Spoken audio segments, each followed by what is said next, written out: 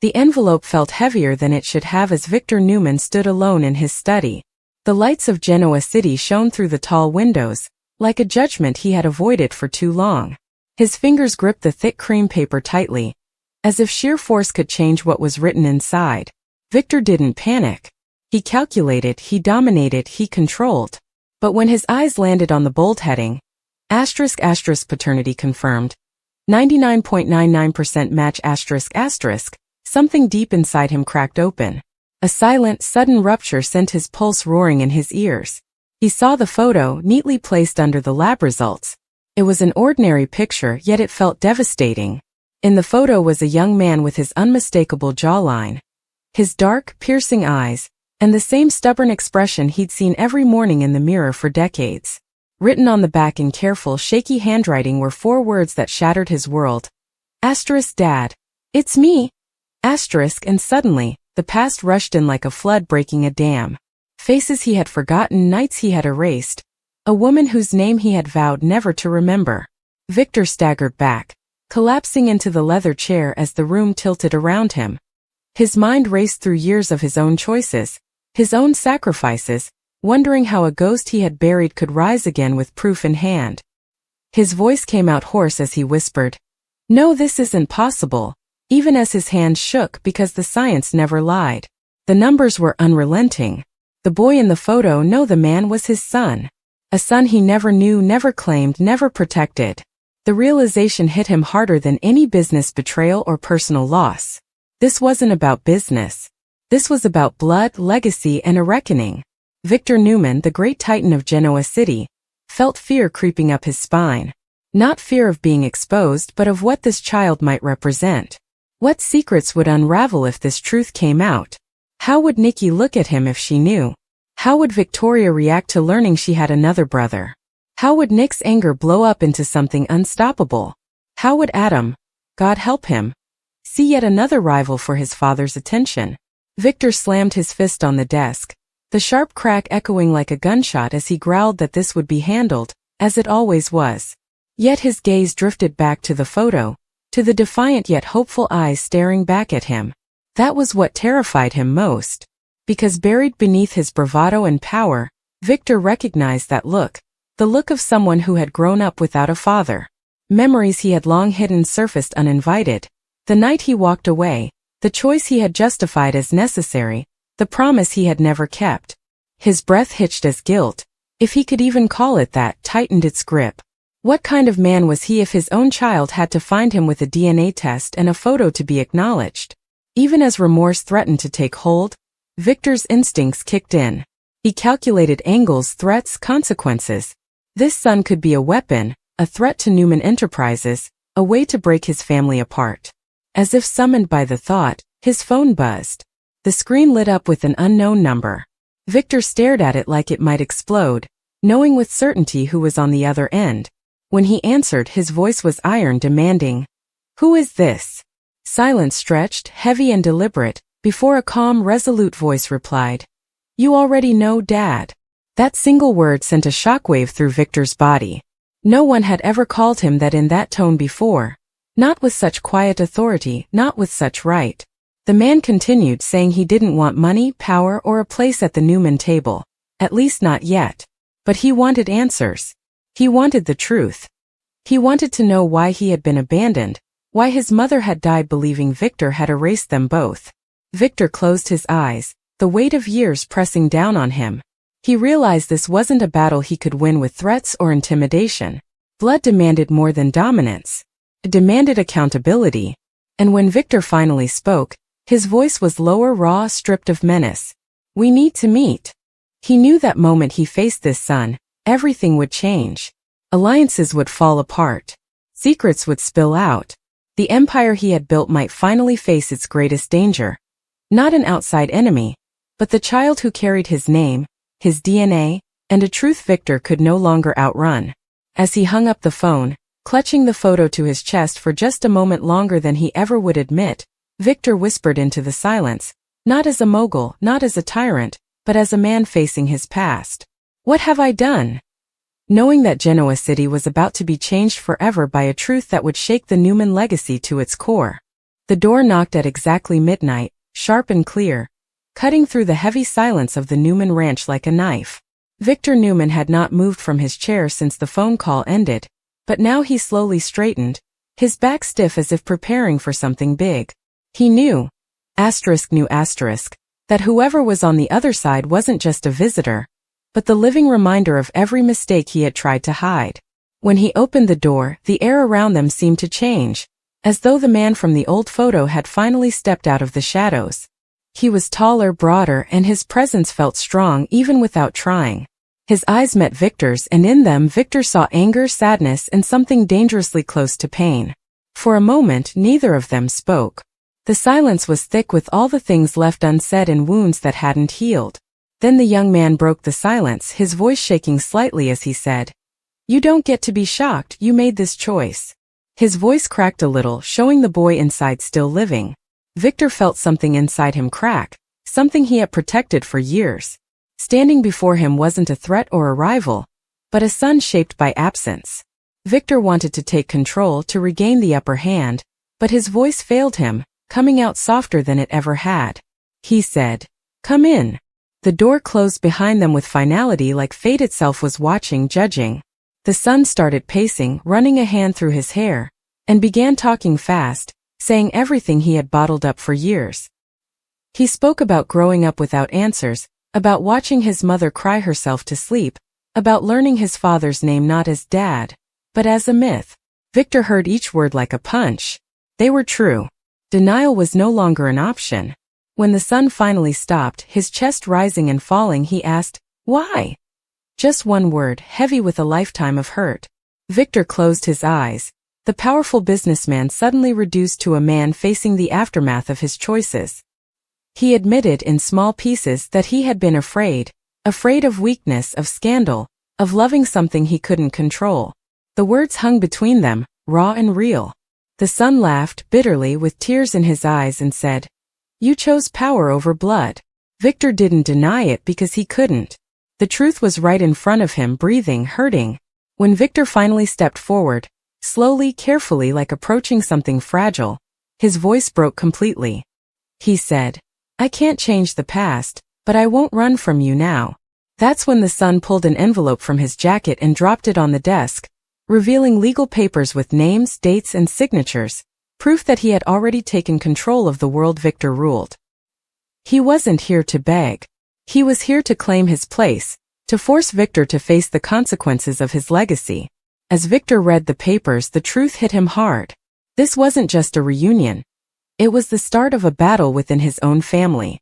This son wasn't weak or foolish.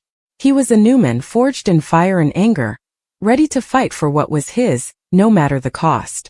As sirens echoed faintly in the distance and the ranch clock struck midnight again, Victor understood that the moment he had been waiting for, the moment where the son said, "Dad, it's me," was just the beginning.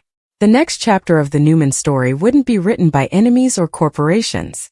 It would be written by a son who had come not just for answers, but for his place, no matter who he had to destroy to get it.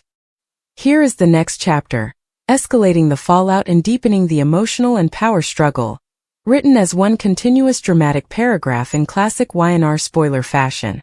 Morning arrived at the Newman ranch like an intruder that neither man had invited, pale light creeping through the windows to expose the battlefield left behind by the night, Victor standing rigid near the fireplace while his son, still refusing to call him Dad, sat at the edge of the sofa with clenched fists, the silence between them heavier than any argument, because everything that could be said had already been unleashed, and yet nothing felt resolved.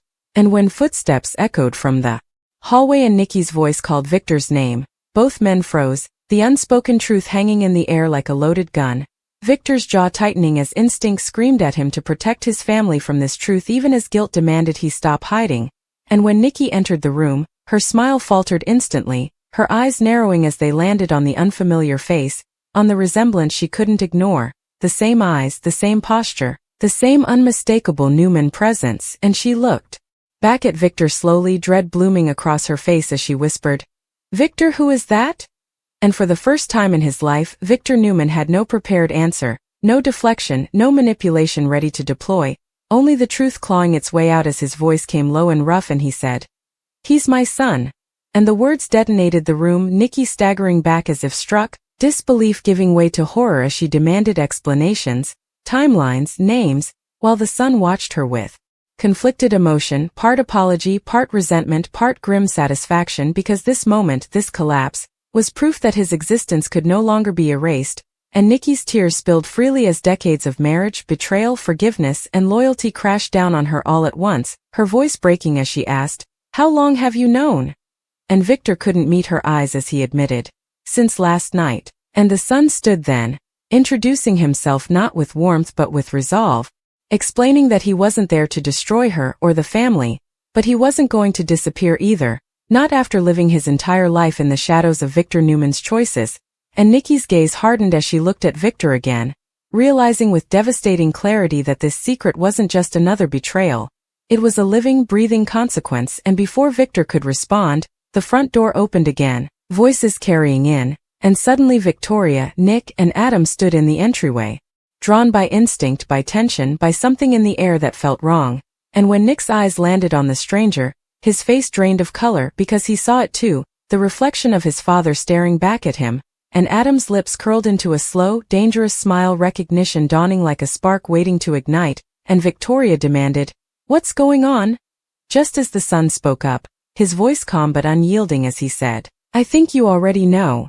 And Victor felt the moment slip from his control entirely as the truth rippled outward, Nick exploding in anger, accusing Victor of lies upon lies, of destroying everything he touched, Adam stepping forward with predatory interest, already calculating how this new sibling could be used, or become competition, while Victoria stood frozen, struggling to reconcile logic with emotion, and Nikki finally turned away from Victor whispering, "I don't even recognize you anymore." Before leaving the room in tears, the sound of her footsteps echoing like a verdict, and Victor reached out instinctively, only to stop himself because the damage was done, and the son watched the family fracture with a conflicted expression, the satisfaction he expected failing to materialize as he realized that vengeance carried its own cost. And when Victor finally spoke again, his voice thundered with authority, demanding order, demanding privacy, demanding time, but no one listened, because the truth had shattered the illusion of control, and as Nick stormed out, Adam lingered behind just long enough to murmur, "Welcome to the family," with a smirk that promised chaos, and the son turned back to Victor at last, his eyes steady, his tone resolute as he said, "This isn't over. I didn't come this far to be a footnote." And Victor met his gaze, seeing not an enemy but a mirror, one that reflected every ruthless instinct, every buried regret, and every choice that had led to this reckoning. And as the house emptied and the echoes faded, Victor Newman stood in the ruins of his own legacy, knowing that this revelation would not just change his family, it would rewrite the balance of power in Genoa City itself, because a new Newman had arrived, and nothing would ever be the same again. The fallout did not wait for permission, because by the time the sun fully rose over Genoa City, the news had already begun to leak through whispered phone calls and strategic silences, Victor standing alone in his study once more, staring at the skyline that had always bent to his will, knowing with absolute certainty that for the first time the danger was not outside his empire but pulsing through its veins, and when his son, still refusing the Newman name, returned to the room with a folder tucked under his arm and fire in his eyes, Victor recognized the look immediately, the same look he wore when he was about to dismantle an enemy, and that realization chilled him to the bone, because this young man had not only inherited his face but his instincts, his ruthlessness sharpened by years of neglect. And as the son laid the folder on the desk and calmly explained that he had already acquired a controlling interest in a subsidiary tied directly to Newman Enterprises through Shell, companies Victor himself had once used, the air seemed to vanish from the room, Victor's breath catching as he understood this was no impulsive confrontation but a calculated siege, and when Victor demanded why, the answer came without hesitation, "Because you taught me that power is the only language you respect." And those words cut deeper than any accusation because they were true, because Victor had built his legacy on that very belief, and now it was being turned against him by his own blood. And before Victor could respond, his phone rang again, this time with an emergency call from the office, voices overlapping in panic about stock fluctuations, board members demanding explanations, and rumors spreading like wildfire about an unknown Newman heir. And Victor realized the clock was ticking faster than he could control, because Adam would exploit this, Nick would resist it, Victoria would try to stabilize it, and Nikki might walk away for good. And when Victor finally looked up, his son was watching him not with triumph but with something darker, something wounded, admitting that none of this would have been necessary if Victor had simply chosen him once, if he had been there, if he had said my son instead of my mistake. And for a moment the armor cracked completely, Victor's voice trembling as he said, I didn't know how to be your father, only for the son to reply coldly, you knew how to be everyone else's. And that silence afterward was deafening, because no defense remained, and just as Victor moved to speak again, the door burst open and Adam strode in uninvited, eyes glittering with opportunistic delight as he announced that he had already confirmed the DNA results through his own channels and was eager to welcome his newest brother into the chaos, Nick following close behind, fury barely contained as he accused Victor of destroying yet another family with his secrets, while Victoria arrived last, composed but pale, demanding a private conversation that no one allowed her, voices rising, alliances forming in real time as Adam subtly aligned himself with the newcomer, sensing a shared resentment, Nick outright rejecting him as an interloper, and Victor shouting for silence, for control, for respect, but losing all three as the son finally raised his voice for the first time, declaring that he wasn't there to beg for acceptance or approval, that he had survived without them once and could do it again, but he would not be erased, not now, not ever. And when Nikki appeared at the doorway once more, her face streaked with tears yet hardened by resolve, the room fell silent again, because she looked at Victor not with anger but with devastating clarity as she said, you don't get to decide how this ends. And turning to the son, she offered something Victor never had, acknowledgement, saying softly, whatever happens next, you exist, and you matter. And that single sentence shattered the last fragile thread holding the family together, because Victor realized in that instant that power could not undo absence, money could not heal abandonment, and control could not rewrite blood. And as the son walked toward the door, pausing only long enough to look back at Victor and say, the next move is yours, Dad, if you're brave enough to make it, Victor Newman stood frozen, knowing that this was no longer about legacy or empire, but about whether the most powerful man in Genoa City could finally face the one battle he had avoided his entire life, the reckoning of being a father to the son he had created and abandoned. And as the door closed and the echoes faded, Victor understood with terrifying certainty that the war had only just begun, and that this chapter of the Newman saga would end with either redemption or total destruction, because blood, once awakened, never sleeps again.